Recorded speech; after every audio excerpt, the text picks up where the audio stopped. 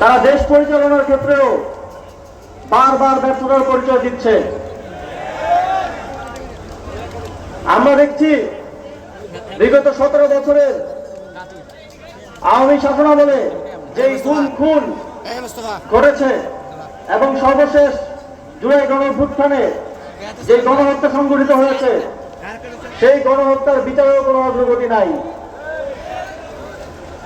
বরং আমরা কি দেখছি, আপনারা হয়তো দেখছেন আপনাদের এলাকায় যারা ফ্যাসিবাদের সাথে জড়িত ছিল, যারা হত্যাকাণ্ডের সাথে জড়িত ছিল, তাদের সাথে সমঝোতা করে সরকারি দল রাজনীতি করছে।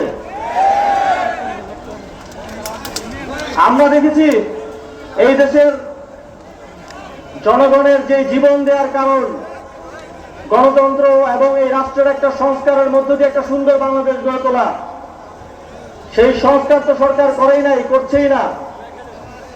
পাশাপাশি নির্বাচনের আজকে মাত্র 4-5 মাস হলো, এর মধ্যেই বিদ্যুতের দাম বাড়াবো না বলেও রেকর্ড পরিমাণে বিদ্যুতের দাম বাড়ানো হয়েছে।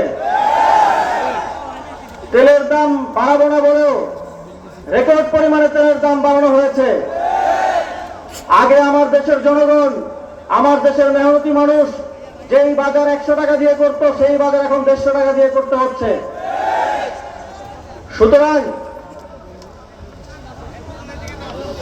এই স্বল্প সময়ে বিএনপি কিভাবে দেশ পরিচালনা করবে, কতটুকু তারা সফল হবে, সেইটা কিন্তু আমাদের সবার দেখা হয়ে গেছে।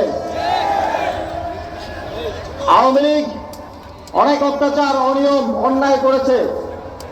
তাদের পতন শুধুমাত্র অত্যাচার, অন্যায়, অনিয়মের জন্য হয় নাই। তাদের পতন হয়েছে দুর্নীতি, দ্রব্যমূল্য বৃদ্ধি, দেশের অর্থনৈতিক খাতকে ডুবিয়ে দেওয়ার কারণে।